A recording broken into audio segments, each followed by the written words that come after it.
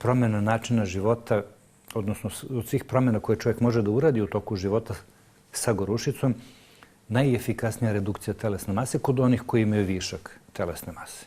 Prema tome, to je brojnim studijama dokazano da jedan broj pacijenata ima značaj koji redukuje telesnu masu, a ima višak telesne mase, da jedan broj pacijenata dramatično stavi pod kontrolu, dramatično smanji refluks na tegobe i gorušicu, a kod jednog broja pacijenata čak, odnosno osoba, gorušica i nestane.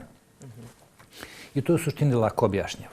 Mislim, trbuh je kao jedno bure u kome je sadržaj. Znači, onog trenutka kada se to bure napuni, odnosno prepuni, voda mora da izbija negde. Znači, izbija u ovom slučaju na prirodne otvore na trbušnom zidu. Otvor kroz koji ulazi jednjak u trbuh je prirodni otvor.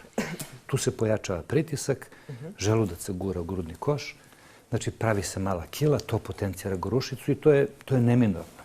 Onog trenutka kada se sadržaj, količina masti u trbuhu smanji, tog trenutka se smanji se pritisak na prirodne otvore i reguliše se gorušica, prirodno se reguliše. Prema tome, prvi savjet za one koji imaju višak telesne mase i gorušicu, kilaža dole, kod najvećeg broja ljudi će biti potpuno rešen problem.